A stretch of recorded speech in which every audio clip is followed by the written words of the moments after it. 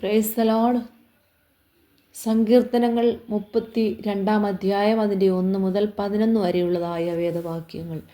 ലംഘനം ക്ഷമിച്ചും പാപം മറച്ചും കിട്ടിയവൻ ഭാഗ്യവാൻ.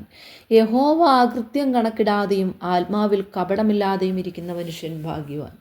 ഞാൻ മിണ്ടാതെ ഇരുന്നപ്പോൾ നിത്യമായ ഞെരുക്കത്താൽ എൻ്റെ അസ്ഥികൾ ക്ഷയിച്ചുപോയി. രാവും പകലും നിന്റെ കൈ എൻ്റെ മേൽ ഭാരമായിരുന്നു.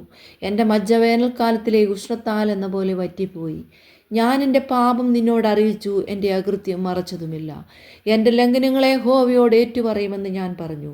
അപ്പോൾ നീ എൻ്റെ പാപത്തിൻ്റെ കുറ്റം ക്ഷമിച്ചു തന്നു. ഇത് നിമിത്തം ഓരോ ഭക്തനും കണ്ടെത്താകുന്ന കാലത്ത് നിന്നോട് പ്രാർത്ഥിക്കും. പെരുവെള്ളം കവിഞ്ഞു വരുമ്പോൾ അത് അവൻ്റെ അടുക്കലോളം എത്തുകയില്ല. നീ എനിക്ക് മറവിടമാകുന്നു. നീ എന്നെ കഷ്ടത്തിൽ നിന്ന് സൂക്ഷിക്കും. രക്ഷയുടെ ഉല്ലാസഘോഷം കൊണ്ട് നീ എന്നെ ചുറ്റിക്കൊള്ളും. ഞാൻ നിന്നെ ഉപദേശിച്ച് നടക്കേണ്ടുന്ന വഴി നിനക്ക് കാണിച്ചു തരും. ഞാൻ നിന്റെ മേൽ ദൃഷ്ടി വെച്ച് നിനക്ക് ആലോചന പറഞ്ഞു തരും. നിങ്ങൾ ബുദ്ധിയില്ലാത്ത കുതിരയെയും കോവർ കഴുതിയെയും പോലെ ആകരുത്. അവയുടെ ചമയങ്ങളായ കടിഞ്ഞാണ് മുഖപ്പട്ടയും കൊണ്ട് അവയെ അടക്കി വരുന്നു. അല്ലെങ്കിൽ അവ നിനക്ക് സ്വാധീനമാകുകയില്ല.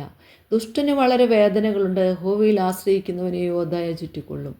നീതിമാന്മാരെ യഹോവയിൽ സന്തോഷിച്ച് ആനന്ദിപ്പീൻ. ഹൃദയ പരമാർത്ഥികൾ എല്ലാവരുമായുള്ളവരെ ഘോഷിച്ചുല്ലസിപ്പീൻ.